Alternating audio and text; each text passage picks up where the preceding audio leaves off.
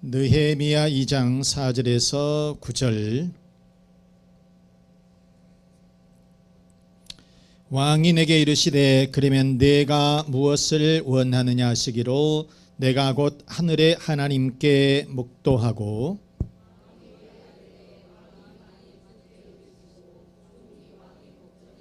은혜를 얻었사오면 나를 유다 땅 나의 조상들의 묘실에 있는 성읍에 보내어 그 성을 건축하게 하옵소서 하였는데, 그때에 왕후도 왕 곁에 앉아 있었더라. 왕이 내게 이르시되 내가 몇 날에 다녀올 것이며 어느 때에 돌아오겠느냐 하고 왕이 나를 보내기를 좋게 여기시기로 내가 기한을 정하고 내가 또 왕에게 아뢰되 왕이 만일 좋게 여기시거든 강 서쪽 총독들에게 내리시는 조서를 내게 주사 그들이 나를 용납하여 유다에 들어가기까지 통과하게 하시고, 또 왕의 살림감독 아삽에게 조서를 내리사 그가 성전에 속한 영문의 문과 성곽과 내가 들어갈 집을 위하여 들보로 쓸 제목을 내게 주게 하옵소서 하매 내 하나님의 선한 손이 나를 도우심으로 왕이 허락하고 군대 장관과 마병을 보내어 나와 함께하게 하시기로 내가 강 서쪽에 있는 총독들에게 이르러 왕의 조서를 전하였더니. 아멘. 제목 하나님의 선한 손길. 시작. 아멘. 하나님의 선한 손길이 여러분들에게 있으시길 바랍니다. 하나님의 선한 손길이 여러분들을 도우시기를 바랍니다. 자, 오늘 이 본문을 보게 되면 이 느헤미야서는 BC 한 420년경에 기록한 것으로 보고 있어요. BC 한 420여 년. 당시 북이스라엘은 이 BC 722년에 아수르에 의해서 멸망을 당합니다. 그리고 이 남유다는 조금 더 있다가 BC 586년에 이 바빌론에 의해서 멸망이 돼요.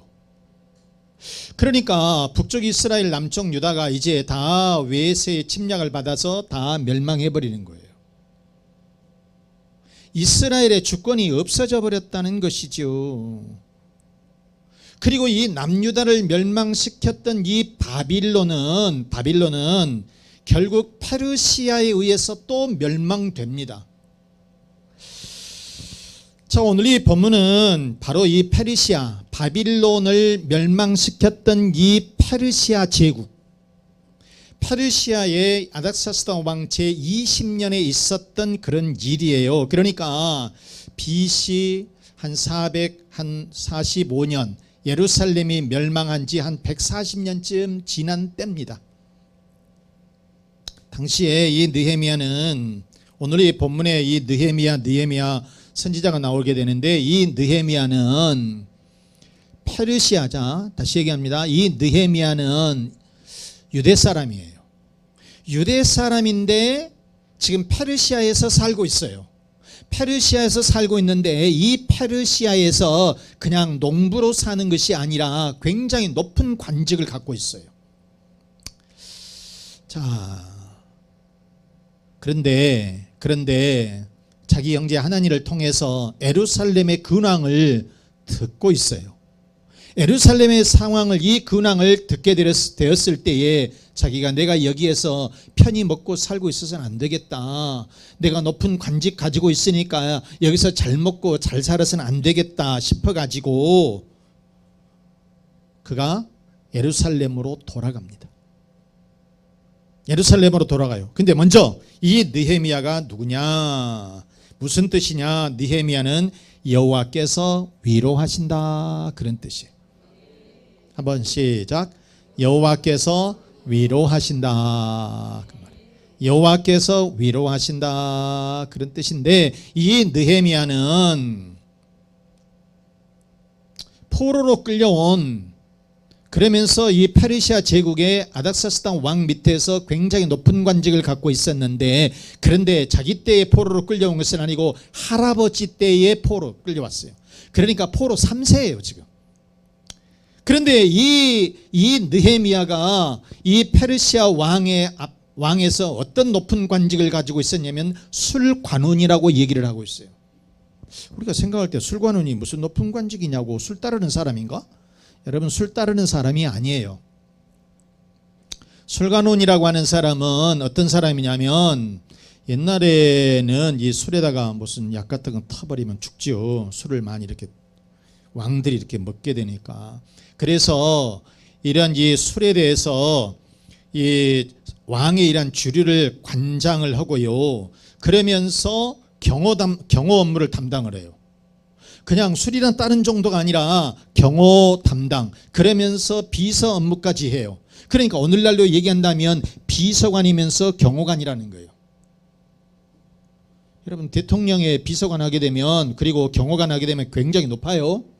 뭐 비서니까 뭐 별거 아닌 것처럼 생각하는데 여러분, 그러지 않아요. 자, 그런데 이렇게 이 페르시아 왕 밑에서 이 느헤미야가 경호 담당, 술관원이면서 경호 담당, 비서 업무를 담당하는 굉장히 높은 이 직급을 가지고 있었다. 그런데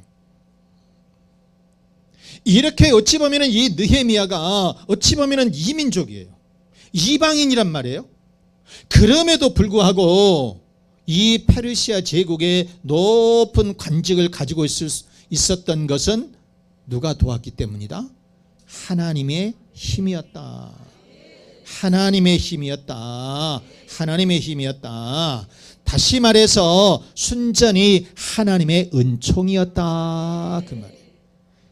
자기가 무슨 배경이 좋아서 그렇게 된 것이 아니라 하나님의 은혜였다. 이민족 사람이 이와 같이 이렇게 높은 자리에 이렇게 들어갈 수 있었던 것은, 그런 직책을 받을 수 있었던 것은 순전히 하나님의 은혜였다, 그런 얘기예요. 여러분, 그런 경우 있잖아요. 저 사람은 무슨 뭐 배운 것도 별로인 것 같고, 그렇다고 해서 집안의 배경이 그렇게 좋은 것도 아닌 것 같고, 무슨 특별하게 아는 사람이 있는 것도 아니고, 그런데 잘 나가는 사람들이 있어. 참 잘 되는 사람이 있어요. 사업도 그냥 술술 잘 풀리는 사람이 있다고요. 직급도 이렇게 잘 높은 직급에 이렇게 올라가는 사람이 있다고요, 여러분. 물론 본인이 잘나고 똑똑한 점도 있겠지만은 하나님께서 도우시니까 그렇게 된다. 이게 그래서 하나님의 은총이다. 자, 이렇게 느헤미야는 좋은 이 높은 관직에서 좋은 집에서 잘 먹고 잘 살고 있어요. 그런데 예루살렘의 형편을 듣게 된 거예요. 그럴 때 모르겠다, 나 지금 예루살렘이 뭐 있는 것도 아니고 다 망해버렸는데, 그렇다고 해서 20년이 지난 것도 아니고 140년이나 지금 지나버렸는데 내가 가서 뭐하니? 이렇게 할 수도 있어요. 그런데 이 느헤미야에게는 신앙이 있다는 거예요. 하나님을 섬기는 신앙이 있어요. 그런데 내 조국 예루살렘이 멸망해가지고 이렇게 이 성벽이라든가 이런 것 등이 재건되지 않고 있음에 가슴이 뜨거워진 거예요. 내가 여기서 잘 먹고 살 것이 아니라 돌아가야 되겠다. 예루살렘으로 돌아가야 되겠다. 예루살렘에서 태어난 사람도 아니에요. 그런데 예루살렘으로 내가 돌아가서 성벽을 재건해야 되겠다. 내 사명을 완수해야 되겠다. 이렇게 생각을 했었다는 것입니다. 자, 그러면 어떻게 이렇게 성벽 재건의 사명을 완수할 수 있었느냐? 첫째, 하나님의 선한 손이 느헤미야를 도우셨다는 겁니다. 시작.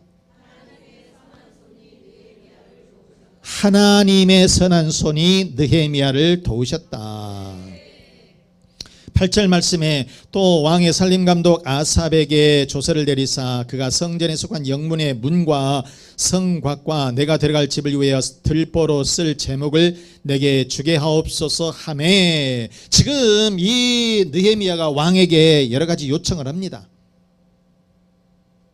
그런데 여러분 생각을 해보세요. 왕에게 뭘 요구한다고 해서 왕이 쉽게 들어줘요, 안 들어줘요? 아니 그것도 제가 이 국가를 위해서, 민족을 위해서, 이 나라를 위해서, 이 페르시아 제국을 위해서 어떻게 해야 되겠습니까? 그럼 들어보고는 왕이 그거 괜찮다라고 생각하는데, 지금 저기 140년 전에 멸망해버렸던 이 예루살렘, 거기 가서 제가 성 재건을 해야 되겠습니다. 그랬을 때에 1, 20년도 아니고 100년도 넘은 그게 관심이나 갖겠냐고. 그런데 그 다음 말씀, 8절 말씀 빨간 글씨 한번 볼까요? 내 하나님의 선한 손이 나를 도우셔서 왕이 어쨌다고? 허락해 주셨다라고 하는 말씀. 그러니까 하나님의 선한 손길, 하나님이 왕의 마음을 움직이게 되었다는 것이에요. 그래서 페르시아 왕은 느헤미야의 요청을 들어주었던 거예요. 이처럼 하나님의 선한 손길이 있어야 된다. 하나님의 선한 손길을 여러분 받으면서 사시기를 바라요. 자, 우리가 출애굽기 14장에 보면 이스라엘 백성들이 이집트에서 해방이 돼가지고 모세를 따라서 가나안 땅으로 지금 가고 있어요. 가나안 땅으로 이렇게 가고 있는데, 그런데 지금 이집트의 왕이, 이 파라오 왕이 마음이 변했어요. 그래서 저 이스라엘 백성들 저것들을 다 잡았고 다시 끌고 와라. 그래서 군사를 동원해 가지고 이스라엘 백성들을 추격을 하는 거예요. 이집트 병사들이 이스라엘 백성들을 잡아들이기 위해서 이 군사가 지금 오고 있어요. 그런데 앞에는 홍해바다가 딱 가로막혀 있는 겁니다. 어떻게 할 수 없어요. 앞으로 나가자니 바다가 막혀 있고, 뒤로 돌아서자니 이집트 이 병사들이 쫓아오고 있고, 이런 상황이에요. 그래서 백성들이 우왕좌왕 아우성치고 난리법석이 아니에요. 그런데 여러분, 하나님의 그때 도우심의 손길이 있었다. 하나님의 도우심의 손길이 있었다. 모세가 손을 들어서 하나님 앞에 기도하게 되니까 기적의 역사가 이루어지게 되었는데, 기적의 역사가 일어나죠. 홍해가 갈라지는 역사가 일어나더라는 거예요. 홍해가 갈라지는 역사. 그래서 이스라엘 백성들이 그리로 쭉 따라서 물길 가운데서 다 바람을 통해서 마르게 하고, 그래서 거기를 통과를 하게 돼요. 그리고 따라오던 이집트 병사들이 물에 들어가게 되니까 물이 합쳐져서 그들은 수장되어서 죽게 되었다는 것입니다. 출애굽기 14장 13절 말씀을 우리 보시겠어요? 모세가 백성에게 이르되 너희는 뭐하라고? 두려워하지 말고 가만히 서서 여호와께서 오늘 너희를 위하여 행하시는 구원을 보라. 아멘. 너희가 오늘 본 애굽 사람을 영원히 다시 보지 아니하리라 그랬어요. 자, 그러면서 14절 말씀 여호와께서 뭐 한다고요? 너희를 위하여 싸우시리니. 여호와께서 너희를 위해서 싸워주신다는 거예요. 하나님께서 도와주신다는 거예요. 여러분, 하나님이 도우시면 잘 되는 거고, 하나님께서 도와주시면 모든 일들이 형통하는 거예요. 일이 잘 풀리게 돼 있어요. 사업이 잘 되게 돼 있어요. 여러분, 자, 여러분, 그림 하나가 참 재미있는 그림 하나가 있는데, 이거는 그림은 아니고 사진에다가 제가 합성을 해놓아서 만들어 놓은 것이라서 조금 약간 이상한 점이 뭐가 있습니까? 거북이가 어디가 있어요? 나무 위에 지가 올라갈 수 있어요? 그런데요, 뿌리의 작가 이 알렉스 헤일리의 사무실에 담벼락 위에 걸려있는, 올라가 있는 거북이의 그림이, 이상한 그림이 이렇게 늘 걸어놓고 있는 거예요. 그래서 사람들이 물어보는 거예요. 아니 어떻게 거북이가 담벼락 위에 올라갈 수 있냐고. 그것도 꼭대기 위에 올라가 있어요. 그게 어떻게 올라갈 수 있냐. 그래서 헤일리가 이렇게 대답을 한 겁니다. 나는 내가 내 작품을 쓸 때마다 어떻게 내가 이렇게 위대한 글을 쓸 수 있겠냐. 내가 어떻게 위대한 글을 쓸 수 있겠느냐? 어디서 이런 영감을 얻어서 이렇게 위대한 작품을 쓸 수 있겠느냐? 스스로 교만심이 들 때가 있었다는 거예요. 그럴 때마다 나는 저 그림을 봅니다 그랬다는 거예요. 그러면서 그 그림을 보면서 무슨 생각을 했느냐? 저 거북이가 어떻게 그 담장 위에 스스로 올라갈 수 있겠냐? 누군가의 도움이 있었다는 거죠. 누군가의 도움이 있었다. 그래서 내가 이렇게 잘 될 수 있었던 것은 내 힘이 아니라 하나님의 도움의 손길이 있었다. 이것을 늘 생각을 한다는 거예요. 그래서 교만하지 않고 늘 겸손하게 내가 작품을 쓰고 있습니다. 이렇게 말을 했었다는 것입니다. 사랑하는 여러분, 내가 바로 이렇게 된 것은 내 힘이 아니라 하나님의 도우심이 있는 줄로 믿습니다. 우리가 살면서 여러분 사람들의 도움을 받는 게 중요하지요. 부모님의 도움을 받는 것도 중요하고요.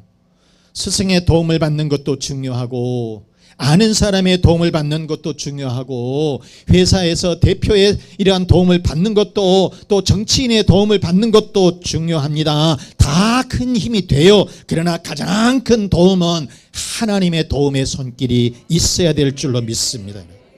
하나님이 도와주실 때에 홍해가 갈라지는 역사, 하나님이 도와주실 때에 반석에서 생수가 타지는 그런 역사, 하나님이 도우실 때에 마른 사막에서 만나가 내리는 그런 역사가 일어날 줄로 믿습니다. 여러분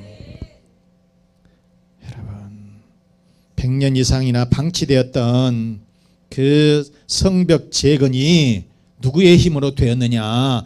느헤미야의 힘으로 된 것이 아니라, 왕의 힘으로 된 것이 아니라 하나님께서 도와주시니까 왕의 마음을 움직이고 사람의 마음을 움직이고, 먼저 무엇보다도 느헤미야의 마음을 움직여서 그 성벽 재건이 완성된 줄로 믿습니다. 그렇기 때문에 우리는 여러분 살아가면서 하나님의 도움의 손길을 받으셔야 될 줄로 믿습니다. 시편 46편 1절에 그래서 이렇게 말씀을 하셔요. 하나님은 우리의 피난처시요 힘이시니 환난 중에 만날 큰 도움이시라. 환난 중에 만날 큰 도움이시라. 시작. 환난 중에 만날 큰 도움이시라. 아멘. 자녀도, 건강도, 사업도, 직장에서도, 가정에서도 하나님의 도우심의 손길을 받으시기를 바랍니다.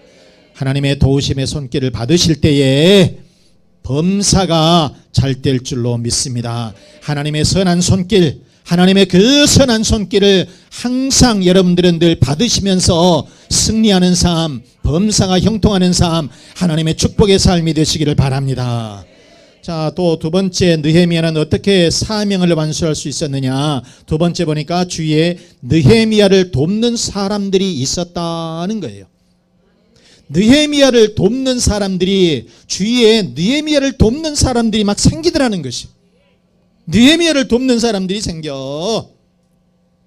자, 2절 말씀해 보니까 이 하나님의 말을 듣고서 자기의 조국, 지금 뭐 보지도 못했던 이 조국이 멸망돼 가지고 성벽도 재건도 못하고, 어떻게 성전은 건축이 돼 있는데 성벽 재건도 제대로 안 돼 가지고 진짜 피폐한다는 거예요. 그래서 내가 이렇게 잘 먹고 잘 살고 있다라고 하는 것이 너무 죄책감이 들어. 그래서 왕 앞에 나가서 무엇인가 좀 요청을 해야 되겠다, 요구를 해야 되겠다 하는데, 여러분 왕 앞에 나갈 때는 항상 웃는 얼굴로 나가야 돼요. 절대로 근심 있는 얼굴을 가지고 가면 죽음이에요. 그래서 이 느헤미야가 모든 것을 다 숨기고 그렇게 왕 앞에 나가서 폐하 이렇게 불렀는데, 딱 듣자마자, 오자마자 폐하 한마디 딱 듣고 너 얼굴에 무슨 일 있구나. 느헤미야에게 대뜸 이렇게 질문하는 거예요. 너 무슨 일 있지? 자, 그래서 이 근심 어린 얼굴을 감추고 갔었지만은 들켜버린 거예요. 그랬을 때의 왕이 책망을 하고 꾸중을 한 것이 아니라 본인도, 왕도 염려를 해주는 거예요. 왕도 염려를 해요. 자, 여러분, 신하가 한두 명입니까? 수백 명 아닙니까? 그래서 제일 높은 총리도 아니고요. 술 맡은 관원, 술관원이에요. 그런데 그 많은 신하들 가운데서 느헤미야가 이렇게 얘기를 했을 때에 왕도 근심 어린 얼굴로 걱정을 해 주었다는 것이에요. 그럼 여러분 무슨 뜻이에요? 왕 앞에서 근심 어린 얼굴을 하게 되면 죽는다니까요. 그런데 같이 걱정을 해주면서 그래 알겠다, 네가 그러면 갔다가 언제 돌아올 것이냐, 이것을 묻는 거예요. 이것을 묻는 거예요. 자, 그래서 느헤미야 2장 6절 말씀해 보세요. 그때 왕후도 왕 곁에 앉아 있었더라. 왕이 내게 이르시되 내가 몇 날에 다녀올 길이며 어느 때에 돌아오겠느냐 하고 왕이 나를 보내기를 좋게 여기시로 내가 기한을 정했다는 거예요. 그러니까 무슨 얘기냐면 네가 언제 돌아올 것이냐. 아니 아직 출발도 안 했는데 지금 언제 너 돌아올 것이냐. 그런 게 있잖아요. 애들이 엄마가 어디 가면 엄마 언제 와? 아직 출발도 안 했는데 엄마 언제 와? 몇 밤 자고 와? 이렇게 물어보는 거. 지금 이 애들이 물어볼 때에 가라는 거예요, 빨리 오라는 거예요? 빨리 오라는 거예요. 그래서 이 아닥사스다 왕도, 이 페르시아 왕도 느헤미야가 간다고 그러니까 그래 언제 그러면 돌아오겠느냐, 네가 내 옆에 있어야 된다. 그래서 이 느헤미야가 기한을 정했다, 이렇게 얘기를 하고 있는 것입니다. 바로 이것은 이 느헤미야를 돕는 손길들이 있었다는 것이고요, 돕는 사람들이 있었다는 거예요. 나는 지질이 무슨 일을 하려고 하는데 왕이 딱 틀어버리면 그게 되겠냐고. 그런데 왕이 돕고요, 왕만 도운 것이 아니래요. 8절 말씀해 보시면 살림감독 아삽을 통해서 예루살렘 성전이라든가 성벽 문이라든가 이런 것을 할 때에 이 제목, 나무를 도와주게 돼요. 나무, 제목을 보내주게 되었고요. 9절에는 보게 되면 또 뭐라 하냐면 군대 장관과 마병을 보내어 나와 함께 하게 하시기로. 지금 다시 말해서 이 페르시아에서 예루살렘으로 가려고 하면은 주위에 나라들이 많이 있어요. 그런데 괜히 그네들이 건드려 방해쳐. 그래서 그 총독들에게 조서를 다 보내가지고 편지 한 장을, 서신을 다 보내서 느헤미야가 가게 되니까 너희들 손대지 마라, 이렇게 도와주게 되었다라고 하는 그런 말씀인 거예요. 그러니까 여러분, 제목도 보내줬지요, 나무도 이렇게 보내줬지요, 그 다음에 군대 장관이라든가 마병까지 보내가지고 군사까지 보내서 느헤미야를 돕게 되었다라고 하는 말씀인 거예요. 사랑하는 여러분, 이처럼 느헤미야에게는 주의 왕을 비롯해서 돕는 사람들이 있었다. 하나님이 직접 돕는 손길도 있어야 되겠지만은, 그런데 느헤미야를 돕는 사람들의 손길도 있어야 된다는 것이에요.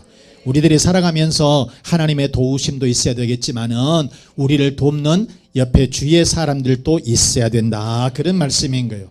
그런 여러분들 옆에서 많이 돕는 그런 사람들이 많이 나타나시기를 바랍니다.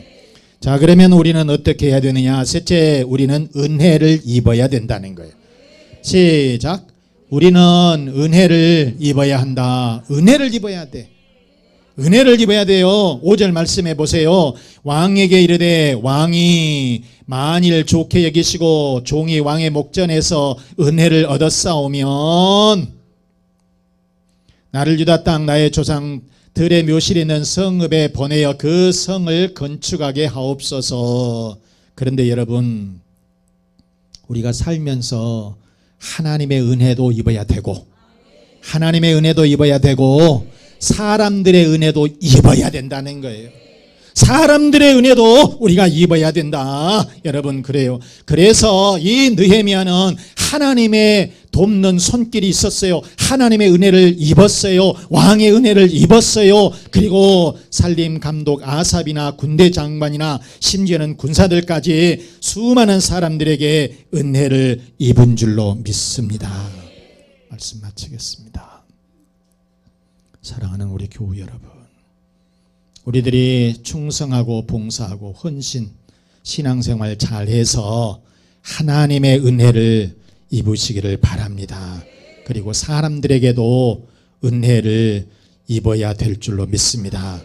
느헤미야처럼 하나님의 손길이 여러분의 가정마다, 자녀들마다, 그리고 사업장마다 가득하시기를 주 예수 그리스도의 이름으로 축원합니다. 축원합니다. 자, 이 말씀 생각하시면서 나를 도우시는 하나님의 선한 손길이 계심을 믿고 우리가 기도하십시다. 또 내 주위에 나를 돕는 사람이 있음을 믿고 나를 도와달라고 하는 그런 사람들의 기도, 우리가 요청을 하나님 앞에 또 기도해 보십시다. 우리의 가정의 평안을 위해서, 자녀의 앞길을 위해서, 건강의 복을 달라고, 사업과 직장의 번성으로 채워 주옵소서. 우리 다 같이 기도드리겠습니다.